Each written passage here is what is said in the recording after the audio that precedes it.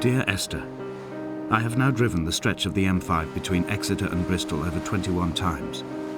But although I have all the reports and all the witnesses and have cross-referenced them within a millimetre using my Ordnance Survey maps, I simply cannot find the location. You'd think there would be marks to serve as some evidence. It's somewhere between the turn-off for Sanford and the welcome brake services, but although I can always see it in my rear-view mirror, I have as yet been unable to pull ashore.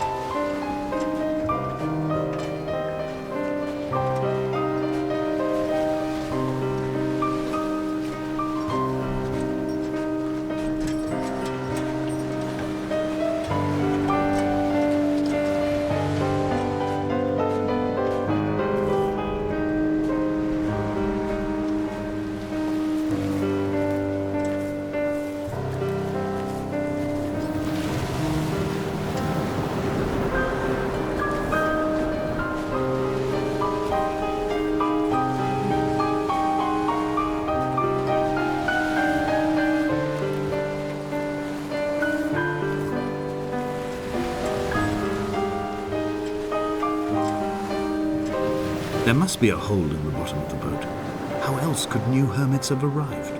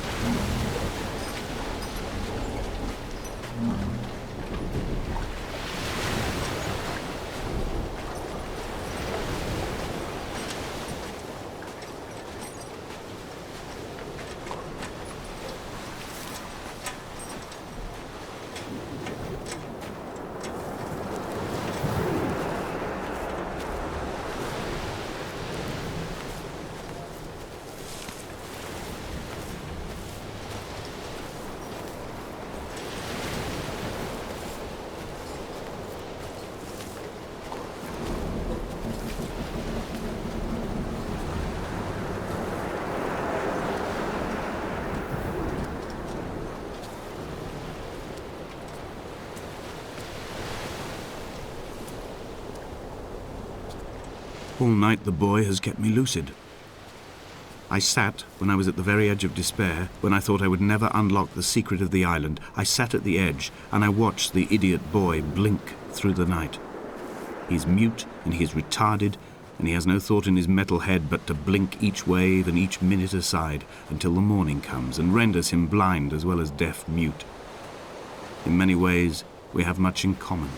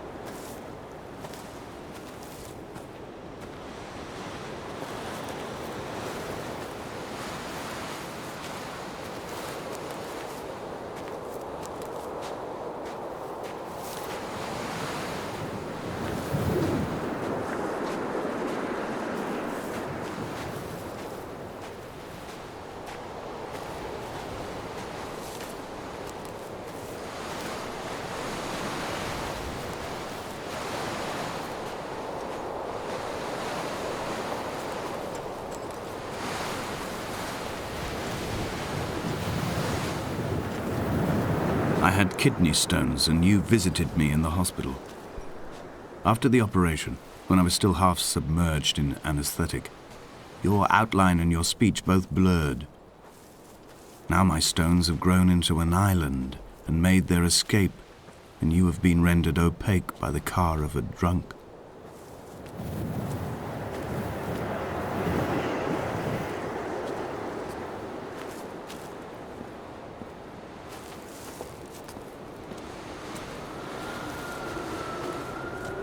When I first looked into the shaft, I swear I felt the stones in my stomach shift in recognition.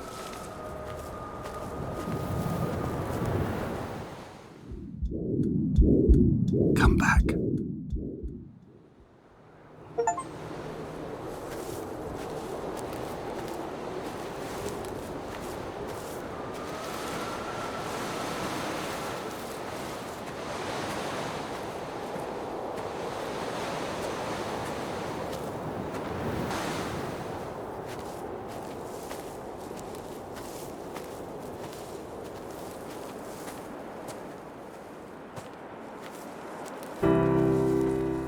I've begun my ascent on the green slope of the western side. I've looked deep into the mountain from the shaft and understood that I must go up and then find the way under. I will stash the last vestiges of my civilization in the stone walls and work deeper from there. I'm drawn by the aerial and the cliff edge. There is some form of rebirth waiting for me there.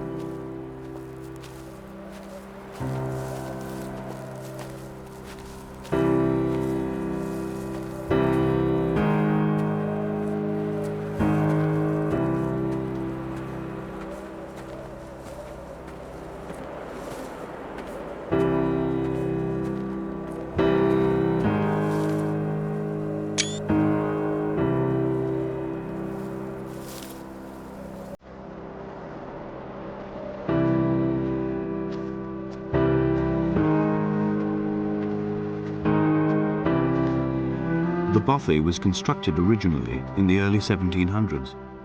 By then, shepherding had formalized into a career.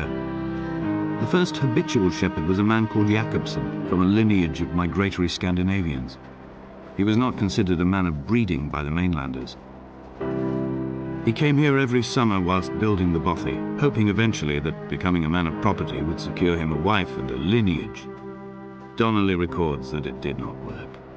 He caught some disease from his malcontented goats and died 2 years after completing it. There was no one to carve white lines into the cliff for him either.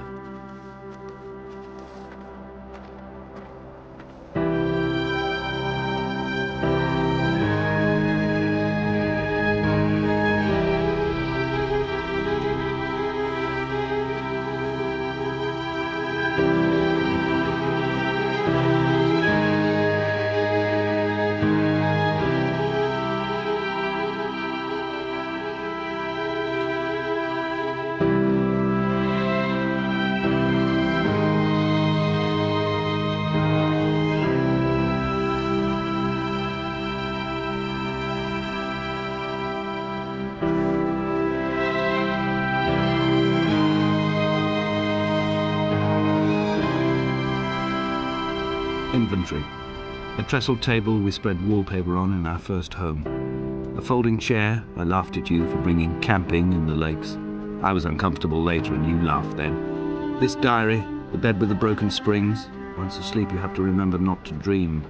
A change of clothes. Donnelly's book, stolen from Edinburgh Library on the way here. I will burn them all on the last morning and make an aerial of my own.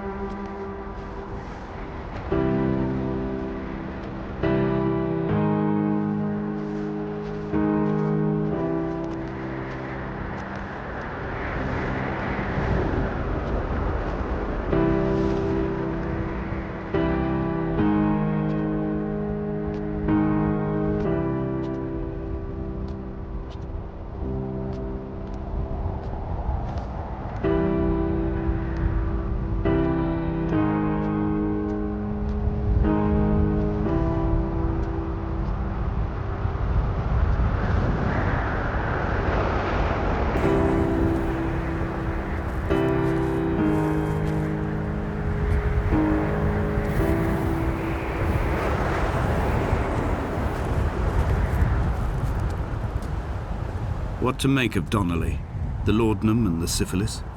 It is clearly not how he began, but I've been unable to discover if the former was a result of his visiting the island or the force that drove him here. For the syphilis, a drunk driver smashing his insides into a pulp as he stumbled these paths, I can only offer my empathy. We're all victims of our age.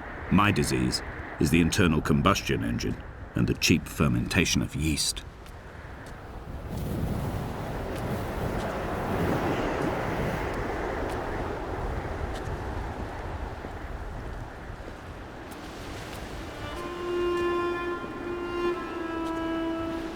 They found Jakobsen in early spring. The thaw had only just come. Even though he'd been dead nearly 7 months, his body had been frozen right down to the nerves and had not even begun to decompose. He'd struggled halfway down the cliff path, perhaps looking for some lost goat, or perhaps in a delirium, and expired, curled into a claw right under the winter moon. Even the animals shunned his corpse. The mainlanders thought to bring it home unlucky. Donnelly claims they dragged it to the caves to thaw out and rot, but he is proving an unreliable witness.